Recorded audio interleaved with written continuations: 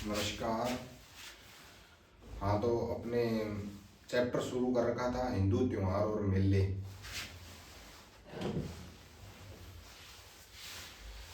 तो आपने नोट्स बनाए थे कल हिंदू त्योहार और मेले मेले चैप्टर के। मैंने बताया था आपको जिस तरह से अपने शुरू किया था हिंदू त्योहार शुरू किए थे। पहली लाइन लिखी थी, हिंदू त्योहार और मेले विक्रमी कैलेंडर के अनुसार मनाए जाते हैं। यह एक चंद्रमा आधारित कैलेंडर है। सूर्य आधारित कैलेंडर से बराबर करने के लिए इसमें प्रत्येक तीसरे वर्ष का महीना जोड़ा जाता है, जिसे अधिक मास कहा जाता है। फिर उसके बाद में अपने महीने लिखे थे, जैसे चैत्र वैशाख ज्येष्ठ आषाढ़ सावन भादो असोज कार्तिक मिंग पो माह फगण। फिर आगे वो लिखा था जनवरी फरवरी के हिसाब से लिखा था इनको। फिर अपने लिखा था नववर्ष। नववर्ष कब मनाया जाता है? चैत्र शुक्ल एकम को मनाया जाता है। और फिर अपने वो तीज त्योहार बावड़ी लेडूबी गणगौर, यानी प्रथम त्योहार को मनाया जाता है छोटी तीज श्रावण शुक्ल तृतीया, और अंतिम त्योहार मनाया जाता है गणगौर चैत्र शुक्ल तृतीया। यहाँ तक लिख लिया था मेरे हिसाब से। और उसके बाद में आपने त्योहार भी शुरू कर दिए थे। इस तरह से आपको याद करना है, मतलब आपको एक तरीके से आप ऐसे रट्टा ही मारना है, ये समझ लो। क्योंकि जैसे अब समझाने वाली जो चीज़ें थी वो मैंने आपको समझा दी, अब आपको याद रखना है। इसका यही एक मेथड है आपको याद करने का, सिर्फ यही मेथड है। भी आप इसको जैसे रट्टा मार लो। जैसे आप कॉपी में जैसे मैंने नोट्स बनवा दिए, फिर आप अच्छी तरह से उन्हें पढ़ लो। फिर या आप आँख बंद करके जैसे ऐसे याद करना है राजस्थान के मेले और त्यौहार। फिर हिंदू त्योहार विक्रमी कैलेंडर के अनुसार मनाए जाते हैं। यह एक चंद्रमा आधारित कैलेंडर है। सूर्य आधारित कैलेंडर से बराबर करने के लिए इसमें प्रत्येक तीसरे वर्ष का महीना जोड़ा जाता है, जिसे अधिक मास कहा जाता है। और फिर चैत्र वैशाख ज्येष्ठ आषाढ़ सावन भादो आसोज कार्तिक मिंग पो माह फागण। फिर वो जनवरी फरवरी वाला पोस्ट से शुरू करके दिसंबर तक लिख देना है। फिर नववर्ष लिखते हैं चैत्र शुक्ल एकम। फिर तीज त्योहार बावड़ी लेडूबी गणगौर, और प्रथम त्योहार छोटी तीज श्रावण शुक्ल तृतीया, अंतिम त्योहार गणगौर चैत्र शुक्ल तृतीया। पेज पलट देना है। इतने तक याद होना चाहिए आपको।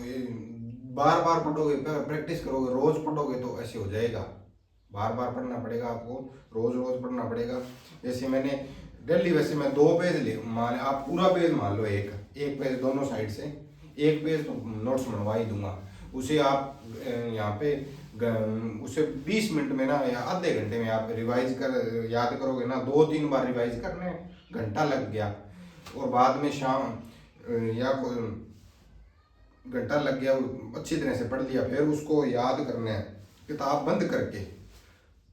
किताब पढ़ाई वो नहीं होती जो किताब खोल कर की जाती है, किताब पढ़ाई वो होती है जो किताब बंद करके की जाती है। आप किताब को बंद कर देना है। फिर मैंने ऐसे बोला था ना, ऐसे अपने दिमाग के अंदर ऐसे चलानी है चीज़ों को, ऐसे वो करके दिखाया था ना। डेली जितना पढ़ाऊँ वो याद करना है, और पिछले वाला भी याद करके लेना है, जितने दिन तक चैप्टर पूरा नहीं हो। तो आप जैसे 5-7 दिन चलेगा कोई चैप्टर, तो डेली 5-7 दिन तक याद करोगे तो चीज़ें आपको कंठस्थ हो जाएगी। फिर आपको रात में कोई नींद में खड़ा करके पूछ लेगा ना भी नववर्ष, हिंदू त्योहारों में नववर्ष कब मनाया जाता है, तो आप फट से जवाब दे दो चैत्र शुक्ल एकम। ये प्रैक्टिस से होगा सब कुछ, ठीक है। आज अपने आगे फिर त्योहार शुरू कर लें। चलो शुरू करते हैं फिर। अपने मैंने कहाँ तक बताया था, उसने करवा चौथ पे थे ना शायद, अपने श्रावण के त्योहार कर रहे थे। और तृतीया पे बात चल रही थी अपनी। और वो मैंने बताया था पति पत्नी के बीच प्रेम का त्योहार है। और उसके बाद अपने बातें लगे थे भी अपने यहाँ करवा चौथ को माना जाता है। हाँ, तो राजस्थान में करवा चौथ है ना, कभी भी पति पत्नी के बीच का प्रेम त्योहार नहीं था। हमारे यहाँ सिर्फ पति पत्नी के प्रेम का त्योहार तीज ही था सदा से ही। क्योंकि करवा चौथ पंजाबियों का त्योहार है। हमारे यहाँ वैसे भी आप देख लो, चौथ कितनी आएगी, जैसे 12 महीनों में आप देखो, जैसे 2 पक्ष बताए थे ना मैंने, कृष्ण पक्ष और शुक्ल पक्ष। उसमें 12 महीने हैं, तो 12 शुक्ल कृष्ण पक्ष में आ जाएगी, 12 शुक्ल पक्ष में आ जाएगी, 24 चौथ हो जाएगी। और शुक्ल पक्ष वाली चौथ है ना, इसको अच्छा नहीं माना जाता है अपने यहाँ। विक्रमी कैलेंडर में शुक्ल पक्ष वाली चौथ को अच्छा नहीं माना जाता है। मतलब 24 में से 12 तो चली गई, फिर रहेगी 12 चौथ की। तो अपने यहाँ जैसे औरतें ना 12 की 12 चौथ ही करती है। और अपने यहाँ होता क्या सीधा सा, चौथ माता का व्रत कर लिया जाता है, फिर उसकी उनकी कहानी सुन के औरतें सीधा सीधा व्रत खोल लेती है। अब ये अब चला है, जैसे टेलीविजन वगैरह में देख करवा चौथ का, तो ये अब चला है। करवा चौथ वाले दिन भी मम्मी वगैरह ये ऐसे ही करती थी, व्रत सुबह सुबह व्रत कर लेती थी, फिर दोपहर को अपनी कहानी सुन के व्रत खोल लिया करती थी। अब ये पंजाबी लोगों ने मूवी बनाई और करवा चौथ ये अपने उन्होंने उनका त्यौहार था, उन्होंने बढ़ा चढ़ा के इसको दिखाया, तो अपने भी इनको फॉलो करने लग गए और हमारा कल्चर अपने इधर की तरफ मोड़ दिया। और ये आप सपोज कर सकते हो कि अभी पहले वाली औरतें, जैसे अपने दादाजी वाली उम्र की कह रहा हूँ मैं, अपनी दादी जी और वगैरह वो करवा चौथ करती थी, और दादाजी उन्हें छलनी में से दादाजी को देखती थी और वो पानी पिलाते थे, और शाम वो ऐसे ऐसे कह सकती थी क्या भी आज है ना आप शाम को थोड़ा जल्दी आना। वो बोले क्यों? वो क्या है ना आज करवा चौथ है तो शाम को अपने इंस्टाग्राम पे रील बनाएंगे। तो बूढ़ियों बूढ़ियों को ऐसे कोई बोल नहीं सकता था पहले। ये तो आज के टाइम ये मतलब ये चीज़ अपने कभी नहीं थी, ये अपने बॉलीवुड वालों से कॉपी की है, तो अपने करवा चौथ तक देख लिया था, ठीक है ना। 2 लाइनें लिख ली थी अपने, ये श्रावण श्रावण कर रहे थे।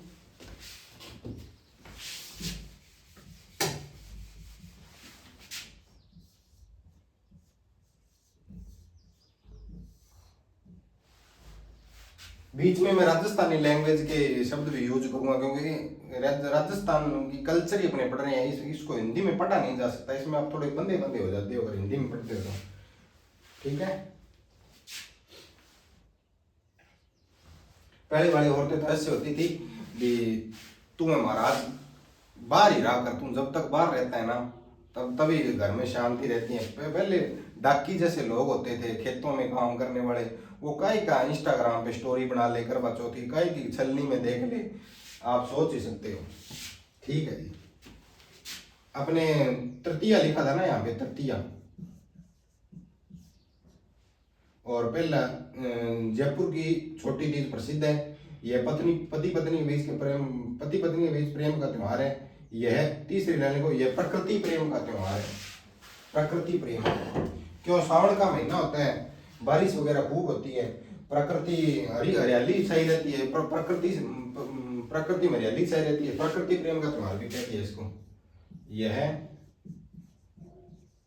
प्रकृति प्रेम का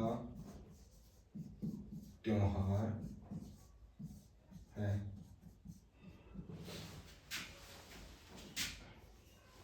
एक और अब आगे, महिलाएं इस दिन महिलाएं लहरिया ओढ़नी ओढ़ती है। महिलाएं प्रिंट है लहरिया, महिलाएं लहरिया ओढ़नी,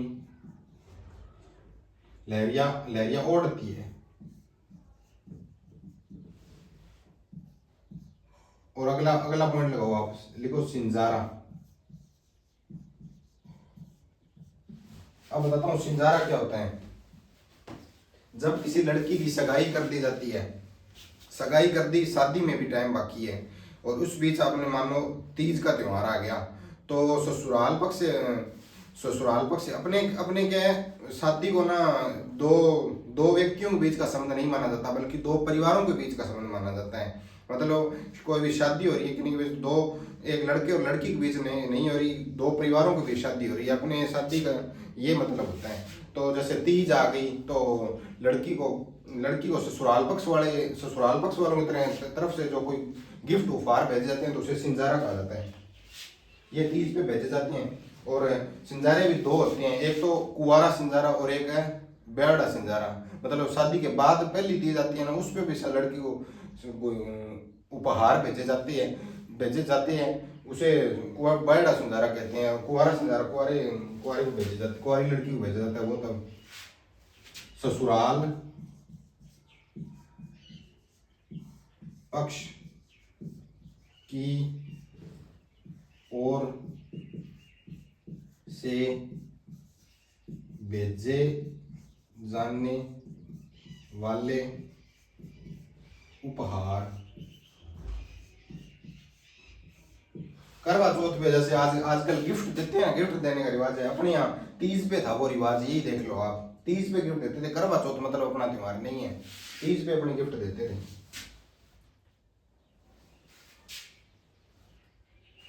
अब ये तीज तृतीय तक हो गया पूरा। अब तृतीय के बाद में सीधी पूर्णिमा आएगा, बीच में कोई त्योहार नहीं है। पूर्णिमा, पूर्णिमा क्या आएगा? रक्षाबंधन।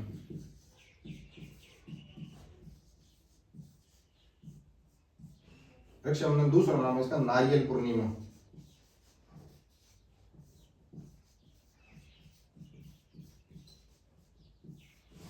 अब ये देख लो कल्चर मरती है तो क्या क्या होता है। जैसे पूर्णिमा, पूर्णिमा से अपने सीधा सुनते हैं तो समझ में आ रहा है क्या कोई त्योहार है? ऐसे पता नहीं चल रहा, लेकिन इसको अपने राजस्थानी लैंग्वेज में बोलते हैं रख पुन्यू।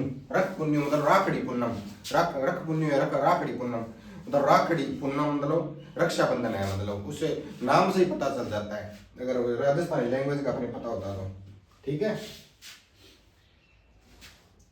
इसके नीचे लिखो इस दिन श्रवण कुमार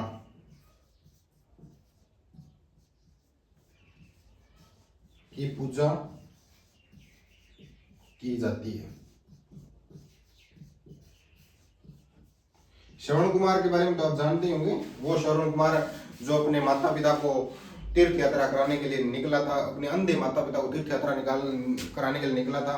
और अयोध्या नगरी के पास सरयू नदी के तट पर उसके माता पिता को प्यास लगती है, तो वो कहता है आप बैठो, मैं अभी आपके लिए जल लेके आता हूँ। और वो जैसे ही सरयू नदी, अयोध्या सरयू नदी के तट पर बसा हुआ है, तो वो जैसे ही सरयू नदी पर अपना कोई भी बर्तन लेके जैसे नदी के अंदर पानी लेने के लिए कोशिश करता है, तो वहां पर महाराजा दशरथ, श्री राम भगवान राम के पिता महाराजा दशरथ अपना मचान लेके बैठे हुए थे। और वो उनके पास एक विद्या थी, वो शब्द भेदी बाण लगाना जानते थे। मतलब वो आवाज सुनकर तीर चला दिया करते थे और सीधा वो शिकार कर लिया करते थे। तो उस दिन भी जैसे ही उन्होंने पानी की मटकी को पानी में डुबाया तो आवाज आई, तो उन्होंने तीर छोड़ दिया और वो सीधा जाकर श्रवण कुमार के लगा। तो उन्होंने जैसे ही चीख पुकार सुनी तो दशरथ भाग कर गए। दशरथ उनके पास भाग कर गए, तो उन्होंने देखते हैं कि एक नवयुवक पड़ा हुआ है, अंतिम सांसें ले रहा है। तो उन्होंने श्रवण कुमार से पूछा कि हे श्रवण कुमार तुम कौन और यहाँ पर कैसे आए? तो उन्होंने उस श्रवण कुमार ने बोला कि आप मेरे माता पिता को पानी पिला दीजिए, मेरी यही अंतिम इच्छा है, और उन्हें मेरे बारे में कुछ मत बताना। लेकिन जैसे वो दशरथ जैसे श्रवण कुमार के माता पिता के पास जाते हैं तो देखते हैं वो कुछ बोलता नहीं। पहले दशरथ जी पहले बोलते नहीं है कुछ भी, तो वो बोलते हैं भी क्या हुआ श्रवण, क्या हुआ श्रवण? माता पिता बोलते हैं, तो जैसे वो बोलते हैं भी वो पानी पिलाने के लिए बोलते हैं, तो कहते हैं तुम हमारे पुत्र दशरथ नहीं, तुम हमारे पुत्र श्रवण नहीं हो, बताओ तुम कौन हो? और वो सारी घटना बताते हैं। तो वो दोनों रोने लग जाते हैं और अपने रोते रोते प्राण त्याग देते हैं। और महाराजा दशरथ को श्राप देते हैं, जिस प्रकार हमने अपने पुत्र मोह में प्राण त्यागे हैं, उसी प्रकार तुम्हारा भी यही हाल होगा। और समय का चक्कर घूमता है, और महाराजा दशरथ के कई को दिए हुए 2 वचनों में बंद कर राम को वनवास और भरत को राजगद्दी पे बिठा देते हैं, और उसी प्रकार राम के वियोग में तड़पते हुए मर जाते हैं। ठीक है, तो वो श्रवण कुमार था ना, वो उसी दिन मरा था। इसीलिए ये नारियल पूर्णिमा को इस दिन श्रवण कुमार की पूजा की जाती है, रक्षाबंधन को। और नारियल पूर्णिमा क्यों कहा जाता है भी? हाथ में नारियल लेके राखी वगैरह बांधते हैं, ये शगुन अच्छा माना जाता है। नारियल को अपने वैसे भी अच्छा माना जाता है हिंदू धर्म में, हाथ में नारियल लेके और राखी वगैरह बांधते हैं, इसलिए नारियल पूर्णिमा बोल दिया, रक्षाबंधन हो गया, और इस दिन श्रवण कुमार की पूजा की जाती है। ठीक है, ये श्रावण का शुक्ल पक्ष हो गया अपना कंप्लीट। अब अपने शुरू करेंगे भाद्रपद। ये क्वेश्चन बॉक्स अभी खाली रहने देना है। ठीक है,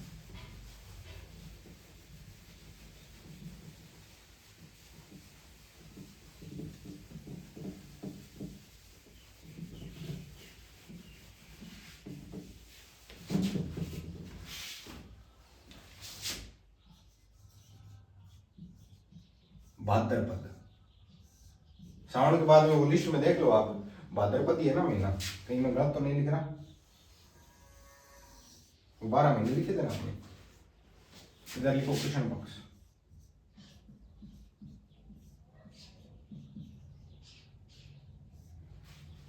इधर लिखो शुक्ल पक्ष।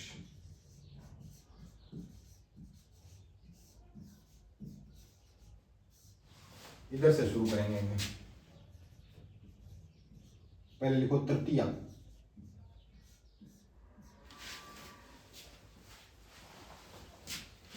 बड़ी तीज, बूढ़ी तीज,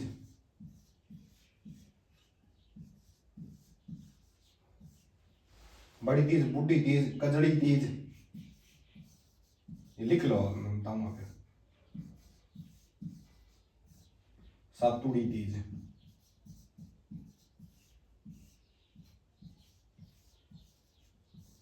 बड़ी क्यों बड़ी तीज होती है, मतलब ये बड़ी तीज है इसलिए वो छोटी तीज है और ये बड़ी तीज है, बड़ी तीज बोल दिया।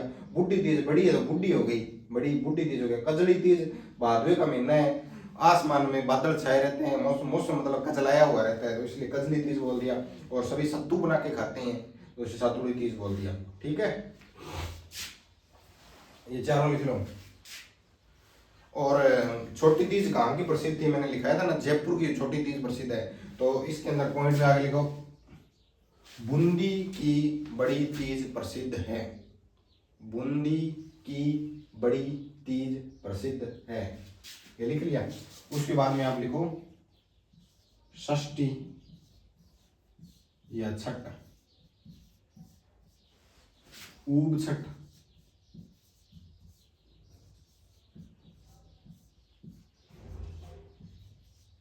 हड़छठ, ऊब छठ या हड़छठ, बलराम जयंती है। भगवान कृष्ण के बड़े भाई थे ना बलराम जी, उनकी जयंती है, उनका बर्थडे है। ऊब छठ, उबा मतलब अपने राजस्थानी लैंग्वेज में उबा रहना मतलब खड़ा रहना, उबा उबा हो जा कहते हैं, उबा हो जा, खड़ा हो जा।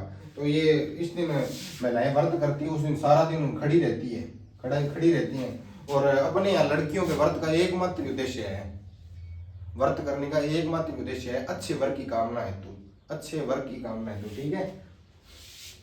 तो लड़कियां क्या कहती हैं, अच्छे वर की कामना है तो उबी रहती है, सारा दिन खड़ी रहती है। तो और हलछठ क्यों कहा, बलराम जी के हथियार का नाम था, बलराम जी के पास हल का हथियार था, इसीलिए हलछठ कहते हैं। और बलराम जयंती हो गया। इसके बाद में आप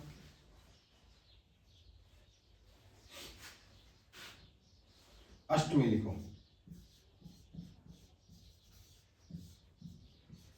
कृष्ण जन्माष्टमी। ये तो बहुत बड़ा त्योहार है ना अपने,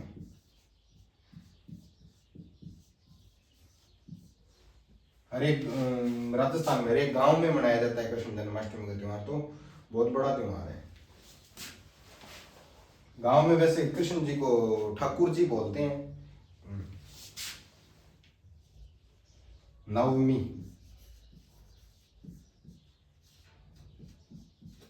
गोगा नवमी,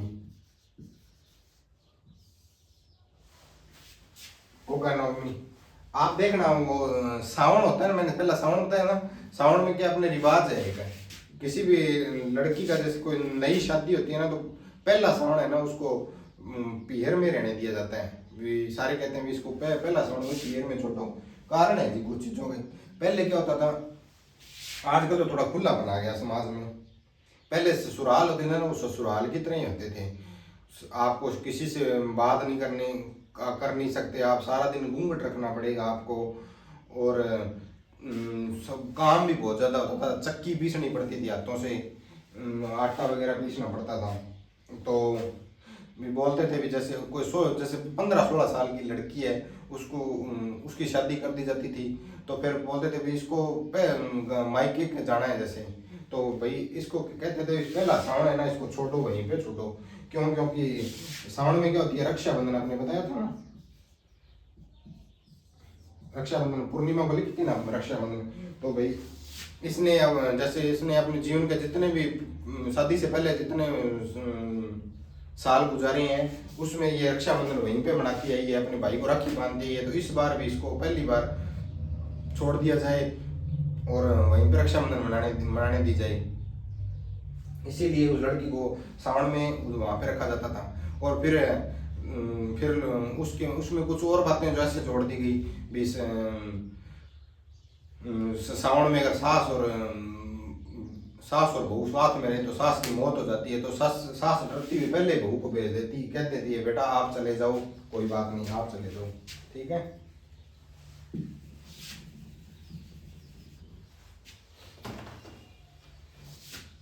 तो फिर वो लड़कियां चली जाती थी ना, तो वो पूरा सावन वहां पे रहती थी। और फिर गांव में ऐसे बात फोन भी, जैसे जैसे सावन उतर गया, फिर भादवा महीना आ गया, तो फोन आते थे उनका भी, फोन आते थे या जो भी है, जो कहते थे हम लेने आ रहे हैं। तो ऐसे गांव में हमने कहते सुन लेंगे ना बहुत बार भी, गुग्गा तक बैठी है छोरी मारी, गुग्गा तक बैठी रहने दो, कोई गुग्गा पर घाल देंगे। तो वो गुग्गा मतलब ऐसे याद रखना भी, सावन के बाद में 9 दिन बाद में गोगा आ जाता है, ठीक है। गुग्गा पर हाजी है सॉरी, ऐसे बोलते थे ना, ये इसीलिए बोला जाता था। मतलब भाद्रपद की नवमी गोगा नवमी, रक्षाबंधन से 9 दिन बाद में गोगा नवमी आती है रक्षाबंधन से, ठीक है। और नवमी के बाद में, नवमी वाले पॉइंट में आप पॉइंट लगा के लिख लेना, मेले लगते हैं गोगा नवमी को, मेले एक तो ददरेवा में और एक गोगा मेड़ी। ददरेवा चूरू, गोगा मेड़ी हनुमानगढ़, ठीक है। और किसान अपने हल को है ना राखड़ी बांधता है, किसान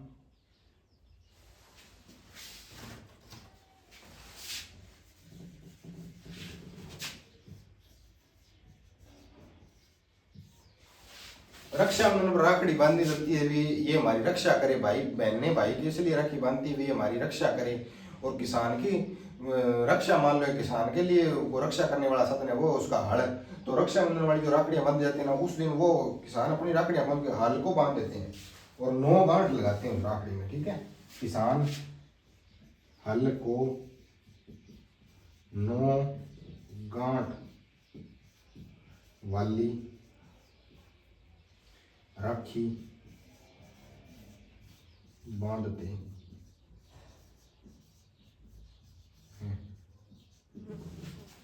ठीक है।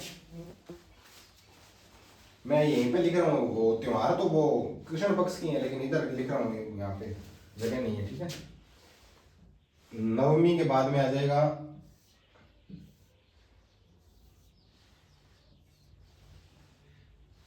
बारस या द्वादशी,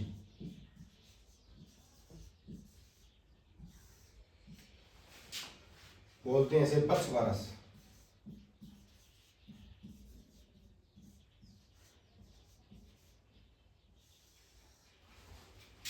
बत्स बारस, ठीक है।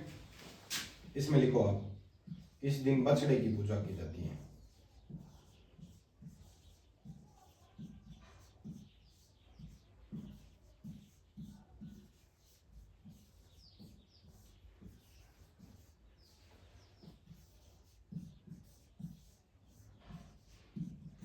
इस दिन बछड़े की पूजा की जाती है।